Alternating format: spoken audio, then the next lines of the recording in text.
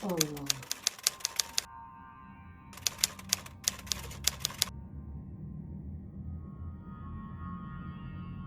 Assalamualaikum warahmatullahi. Assalamualaikum warahmatullahi. Mang Sukir. A'udzubillahi minasyaitonirrajim. Bismillahirrahmanirrahim. Assalamualaikum warahmatullahi wabarakatuh. Kembali lagi bersama Mang Sukir. Untuk cerita kali ini, Mang Sukir masih melanjutkan cerita yang sebelumnya yang berjudul Perjanjian Setan. Cerita ini ditulis oleh Aswan Nahla. Sebelum Mang Sukir lanjut, bagi teman-teman yang belum subscribe, jangan lupa untuk subscribe channel ini dan nyalakan notifikasinya.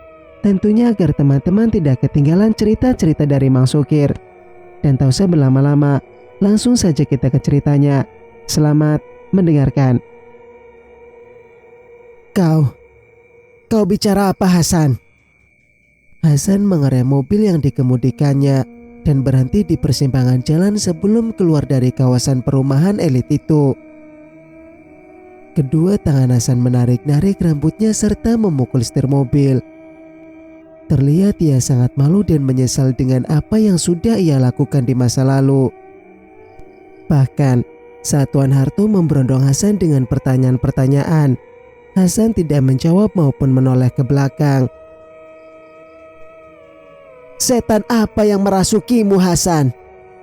Kenapa kau tega melakukan itu? Ucap Tuan Harto sambil mengusap dadanya berulang kali. Seharusnya kau dapat hukuman dari dulu, Hasan. Hasan yang hanya diam membisu membuat Tuan Harto naik pitam. Selama ini dia terlalu baik pada Hasan maupun Karimah. Kali ini dia tidak bisa mengontrol rasa marahnya saat mengetahui kejahatan Hasan. Berhenti, Hasan! Suara Tuan Harto meninggi. Peluh mulai menetes dari kening Hasan. Perasaan takut mulai menguasai dirinya. Hasan tidak akan menyerahkan diri. Ia tidak mau hidup dalam jeruji besi. Hasan, kau harus menyerahkan diri. Kau harus mempertanggungjawabkan perbuatanmu. Diam. Emosi Hasan mulai tak terkendali. Ia seperti kesetanan dan mengemudikan mobilnya seperti orang gila. Di dalam mobil, tubuh Tuan Harto terhuyung-huyung karena Hasan mengendarai mobil dengan kecepatan hampir menyentuh 90 km per jam. Kau memang sudah gila, Hasan. Ucap Tuan Harto tidak dihiraukan. Malah Hasan semakin melajukan mobilnya. Terkadang ke bahu jalan, terkadang ke tengah jalan. Beberapa mobil lainnya pun membunyikan klakson melihat mobil yang dikemudikan Hasan berjalan tak tentu arah. Tuan Harto hanya mampu beristighfar tanpa henti. Keadaan Hasan tidak bisa dibujuk maupun diajak mengobrol saat ini. Tuan Harto mengeluarkan smartphone di sakunya. Di dalam pikirannya hanya terbayang wajah Nyonya Ratih. Mungkin setelah ini mereka tidak akan pernah bertemu lagi. Selama mereka mendirikan bahtera rumah tangga, istrinya tidak pernah berbicara kasar dan selalu menghormati dia sebagai suami. Kekurangannya hanya karena dia tidak bisa melahirkan anak untuknya. Tuan Harto mulai menyesal karena mengucapkan kata hinaan pada Nyonya Ratih ketika keluar dari rumah. Menyesal aku menikah denganmu. Perempuan pembohong, mandul. Penyesalan menguasai diri. Tuan Harto hanya ingin memberitahu Nyonya Ratih bahwa dia mencintai wanita itu setulus hati. Saat hendak menelpon istrinya, smartphone yang digenggam Tuan Harto terlepas dari tangan. Mobil yang dikendarai Hasan semakin kencang dan semakin menggila. Kau jangan paksa aku, Harto. Menyerah diri saja, Hasan. Kau tidak bisa seperti ini. Apa kau tidak merasa bersalah? Bagaimana perasaan Karwita dan Gendis? Ucap Tuan Harto dengan nada selembut mungkin seakan membujuk Hasan. Aku tidak tahu kalau mereka adalah anakku. Jana hilang setelah beberapa bulan aku perkosa. Aku tidak menyangka anak yang Ratih beli adalah anakku. Ucap Hasan berteriak seperti orang gila. Tanpa disadari, semua pembicaraan mereka berdua didengar oleh Nyonya Ratih, Karimah, Gendis dan Karwita. Sebelum smartphone-nya terjatuh, Tuan Harto sempat memencet memanggil. Nyonya Ratih meloudspeaker panggilan itu di meja makan. Tega sekali kau membunuh wanita tidak bersalah, Hasan. Apa alasanmu melakukan itu? Aku ingin mempunyai ilmu. Ilmu yang bisa membuat orang-orang tidak meremehkanku. Mbah Suri menjanjikan, jika aku ingin mendapatkan ilmu itu, aku harus memperkosa gadis yang masih perawan dan juga mempersembahkan darah gadis perawan. Flashback 22 tahun lalu. Saat Hasan baru saja menikahi Karimah, ia kerap berpindah-pindah kerja dari satu pabrik papan berpindah ke pabrik papan lain. Dihardik, dimaki, dibuang sesuka hati majikan. Ia selalu gagal dibanding orang lain. Hasan malu dan benci dengan dirinya. Hasan pikir menikah bisa merubah nasibnya, tapi harapan tidak sesuai kenyataan. Keluarga Karimah malah menghinanya. Miskin, kere, bodoh, dan macam-macam umpatan ia terima. Pahit-pahit itulah yang membuat rasa amarahnya menguasai diri. Amarah yang tidak terluapkan dan akan meledak suatu saat. Lebih baik aku nikahkan saja Karimah dengan Tuan Harto. Anak orang kaya itu. Bisa juga lah numpang makan enak. Itulah bait penghinaan paling kejam bagi Hasan saat itu. Ibu mertua Hasan menyimpan hasrat ingin mempunyai menantu kaya seperti Tuan Harto. Banyak yang sudah tahu, ibu dari Tuan Harto menginginkan cucu. Tersebar berita mengatakan dia sedang mencari menantu baru untuk dimadukan dengan kahiyang. Hasan menyimpan perasaan dendam dan marah. Hingga diam-diam dia menemui Mbah Suri di tempat pertapaannya. Sebuah gua di atas gunung. Tidak ada seorang pun sanggup mendaki gunung tersebut melainkan benar-benar mempunyai hajat tertentu. Malah ada yang menemui ajal sebelum sampai ke atas. Aku meminta Mbah Suri bunuh semua keluarga Karimah. Karena aku dihina. Aku dibenci. Aku tidak tahan saat orang menghinaku di sana sini. Luapan Hasan membuat Tuan Harto mengelus dadanya. Karimah yang mendengar di sebelah Nyonya Ratih terduduk di atas lantai. Seluruh badannya lemah. 4 orang adik Karimah dan Mainah ibunya ditemui meninggal berkelimpangan setelah menikmati makan siang. Tidak ada siapapun tahu Hasan mengantar lauk mangut ikan lele bercampur racun yang Mbah Suri buat. Karimah menangis sejadinya. Ia tidak menyangka Hasan tega membunuh keluarganya. Aku tidak menyangka kalau Mbah Suri menjual anakku kepada Ratih. Semua itu di luar jangkauanku. Terdengar suara Tuan Harto menyumpah serapah pada Hasan. Kemudian pertengkaran pun terjadi. Nyonya Ratih menjerit memanggil nama suaminya berulang kali. Tapi tidak ada jawaban. Tidak lama kemudian, terdengar suara kedua lelaki itu berteriak disusuli dengan bunyi dentuman seperti mobil yang kecelakaan. Setengah jam kemudian, panggilan masuk ke smartphone Nyonya Ratih. Tertera nama suami tercinta. Tapi saat diangkat bukan suara suaminya yang ia dengar melainkan suara orang lain. Suami Anda mengalami kecelakaan. Silakan datang ke rumah sakit sekarang karena keadaannya kritis. Nyonya Ratih meraung-raung mengetahui kalau suaminya kecelakaan. Nyonya Ratih mengajak aku, Karwita, dan ibu untuk ikut ke rumah sakit melihat keadaan ayah dan Tuan Harto. Tidak tahu siapa yang kritis, apakah ayah atau Tuan Harto, atau dua-duanya. "Nyonya, saya tidak ikut ke rumah sakit. Saya kecewa dengan Hasan. Suami yang saya cintai ternyata adalah pelaku pembunuh keluargaku. Laki-laki kejam seperti dirinya saya doakan mati," ucap ibu dengan berlinang air mata dan wajah penuh dendam. Lalu kami pun meninggalkan ibu di rumah kemudian pergi menuju rumah sakit.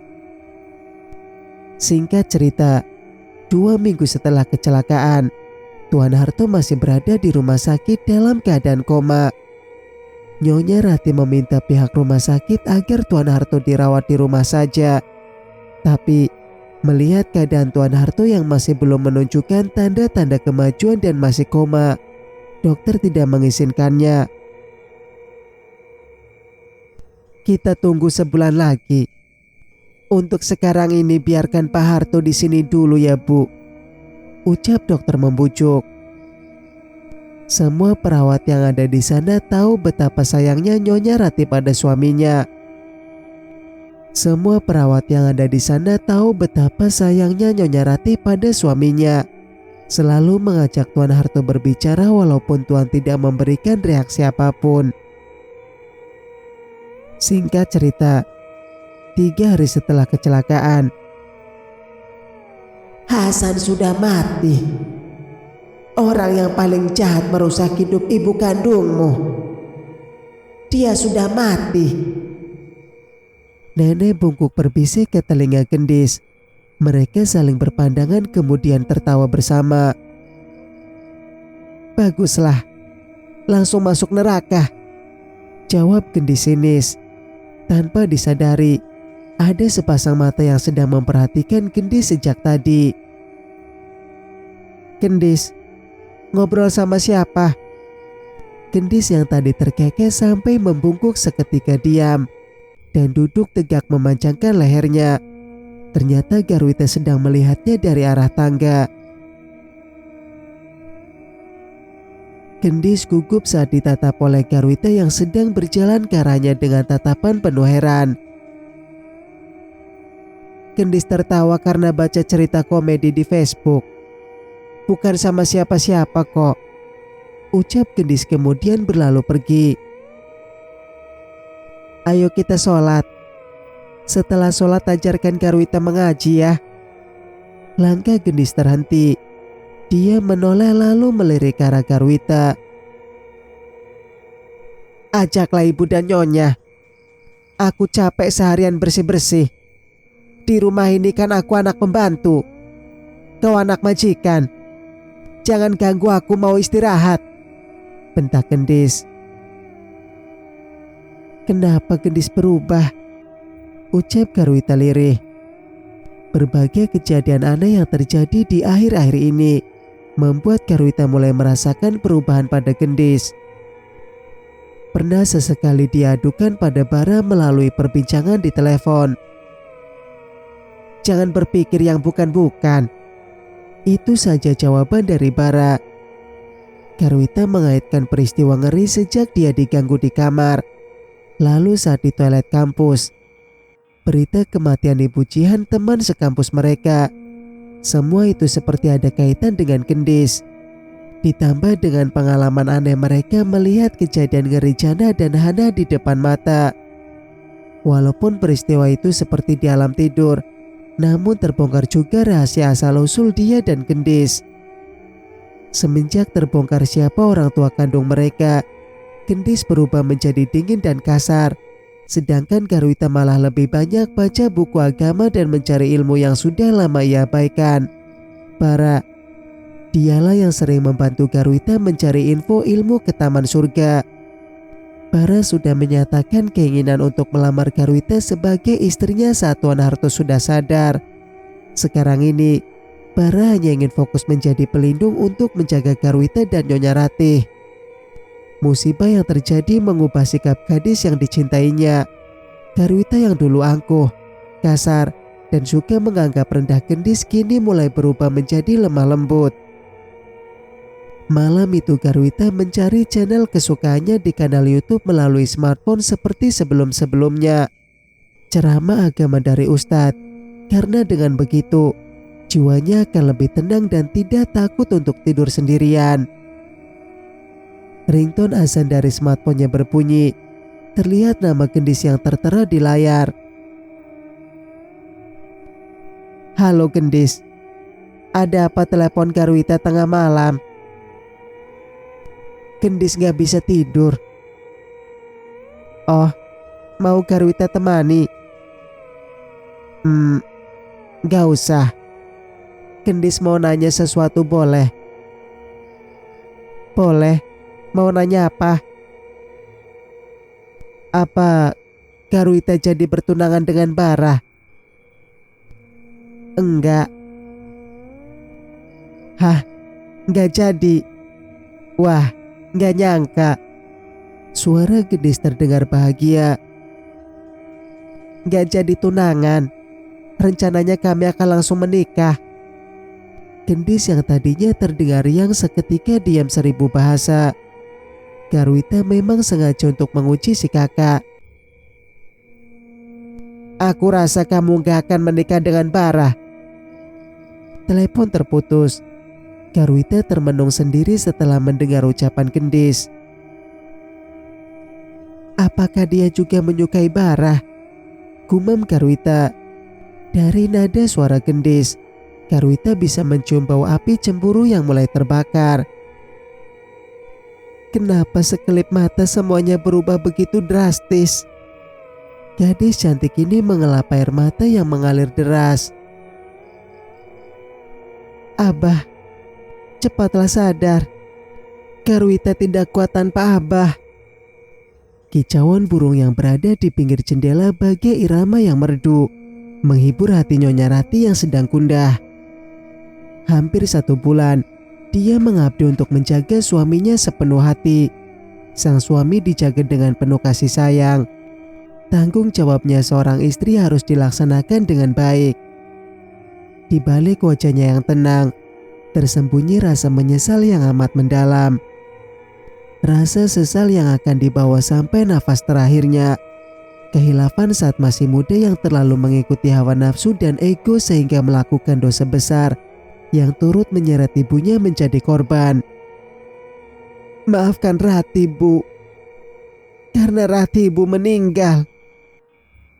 Tidak ada lagi air mata yang menetes, karena dia sadar dengan air mata darah sekalipun dosanya tidak akan terampuni. Tatapannya dilempar jauh keluar jendela.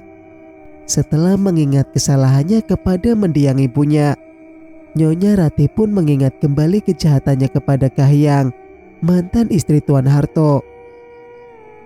Lantaran mendambakan cinta dan perhatian sang suami, Nyonya Rati tega memberikan upah Mbah Suri untuk memisahkan Tuan Harto dan Kahiyang. Mas Harto, aku punya banyak dosa denganmu dan Kahiyang. Aku menyuruh dukun untuk menghancurkan rumah tangga kalian. Matanya menatap sayu melihat suaminya yang kaku seperti mayat hidup. Alat bantu pernapasan itulah penyambung kehidupan Tuan Harto. Jari jemari Tuan Harto diusap dengan lembut, tapi hampa. Tidak ada respon apapun dari suaminya. Meski sang suami seperti tunggul pohon tak bernyawa, tidak bisa mendengar ataupun melihat, Nyonya Rati masih saja berbicara dengannya.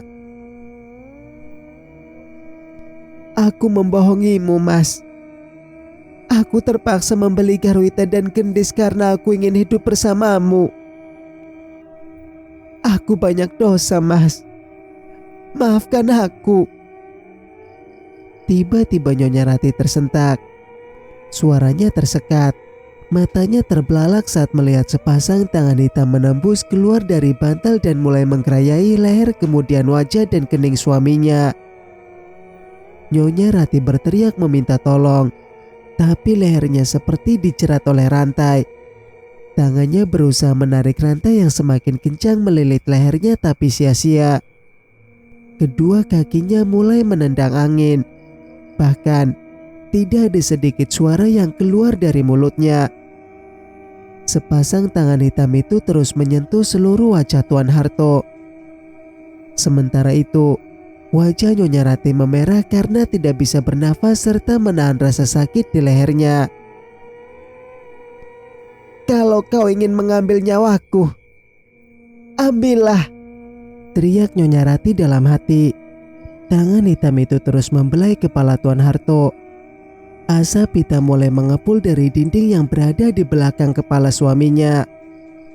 Kaki Nyonya Ratih mencoba menendang kursi di sebelahnya. Wajahnya basah oleh peluh. Tangannya masih memegang rantai di lehernya. Rantai yang tidak bisa dilihat dengan mata telanjang. Asap tebal tadi membentuk lubang yang gelap dan berbau busuk yang di dalamnya ada sesuatu yang sedang bergerak-gerak. Kenapa kau takut denganku, Ratih? Suara itu menggema dari lubang hitam itu. "Apa yang kau mau dariku, setan?"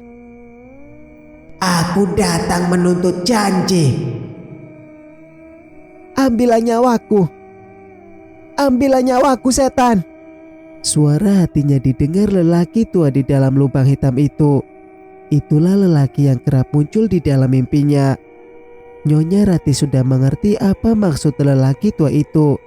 Kehadirannya tidak lain adalah untuk menuntut janji 19 tahun lalu. Flashback 19 tahun yang lalu. "Ki Gendeng, tolong bunuh Mbah Suri. Aku tidak tahan dengan ancaman perempuan tua itu."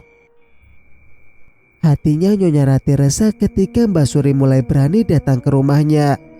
Meminta uang tanpa henti, meminta rumah yang nyaman untuk ditinggali. Nyonya Ratih mulai merasa gelisah.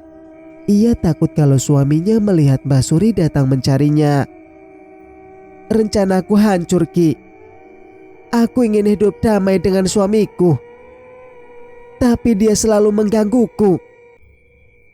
Ki Gendeng Pamungkas adalah seorang dukun santet yang terkenal dengan ilmu hitam dan berbagai kemampuan lainnya. Nyonya Ratih bersusah payah mencari alasan untuk pergi ke Malaysia hanya untuk mencari dukun sakti ini. Wanita tua itu ternyata hebat juga. Pekerjaanku kali ini akan berat karena dia mempunyai jin peliharaan yang kuat. Jin itu juga menjaga suamimu.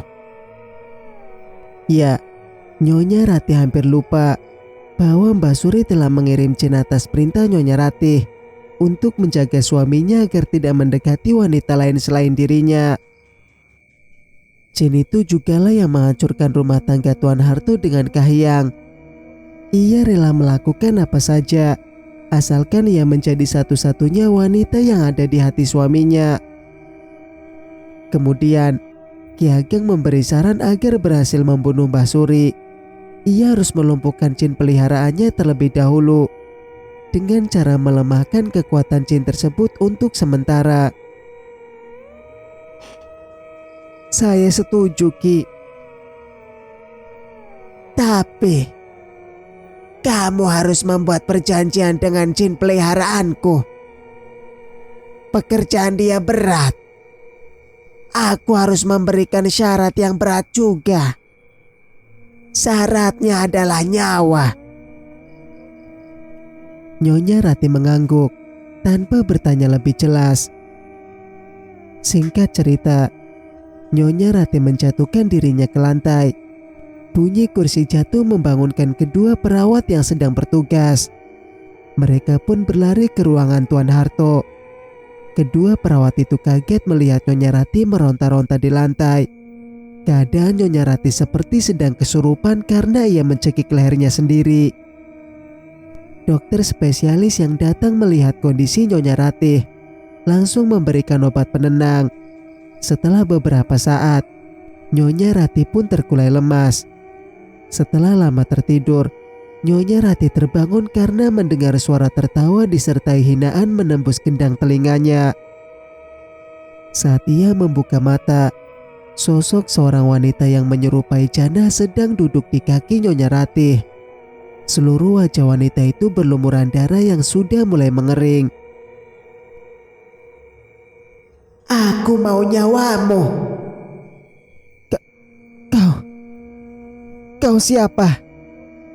Kenapa mau nyawaku? Aku tak mengenalmu. Kau membunuh tuanku.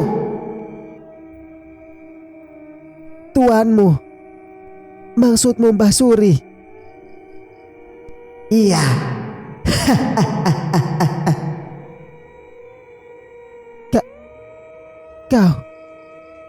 Kau bukan jannah. Kau jin.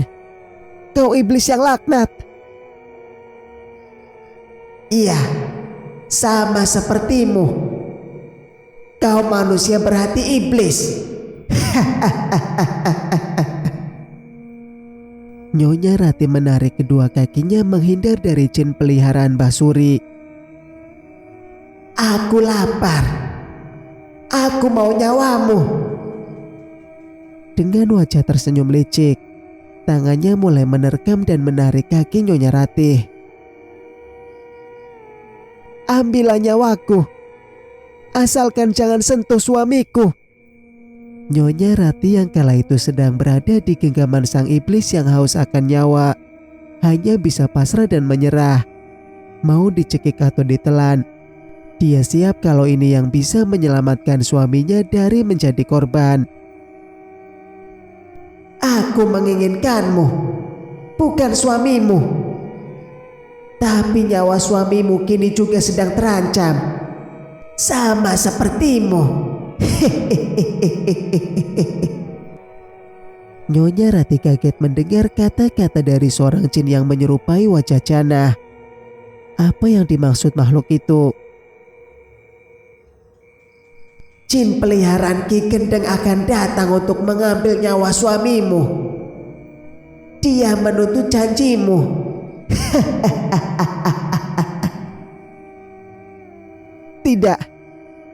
Tidak ada yang boleh mengambil Mas Harto. Tidak. Sosok Jannah menghilang dibarengi dengan suara tawa yang memenuhi ruangan bangsal. Gigi Nyonya Rati gemetar. Ia ketakutan. Takut akan kesalahan masa lalu yang memaksanya membayar dengan nyawa orang yang dicintainya. Di masa lalu, perjanjian dengan Ki Gendang itu diabaikan. Yang penting hatinya merasa puas tidak diganggu oleh Mbah Suri lagi. Kini, dia mengerti apa yang dimaksud Ki Gendang saat Ki Gendang memberikan syarat yaitu nyawa. Ia tidak menyangka yang dimaksud Ki Gendang adalah nyawa suaminya. 19 tahun sudah berlalu. Kini jin peliharaan Ki Gendang datang menagih janji. Mbah Suri dan Ki Gendang sama-sama sudah meninggal. Kepada siapa lagi dia harus meminta bantuan? Setiap perjanjian yang melibatkan nyawa akan diganti dengan nyawa juga, Ratih.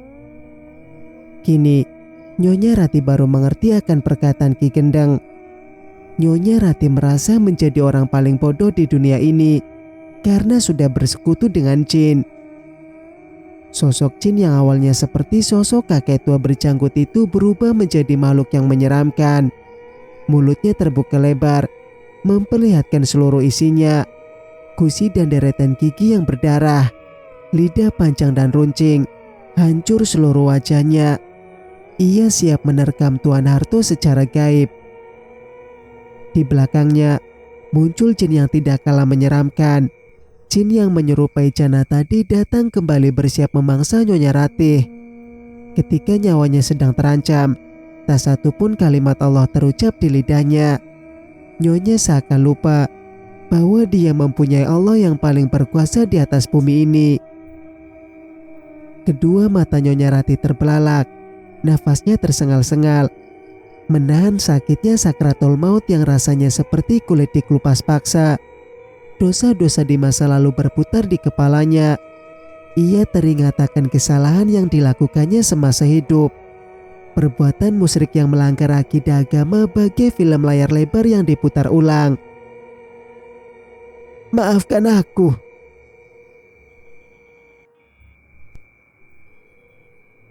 Cerita pun bersambung. Nantikan kelanjutan ceritanya. di video berikutnya. Mang Sukir pamit. Wassalamualaikum warahmatullahi wabarakatuh.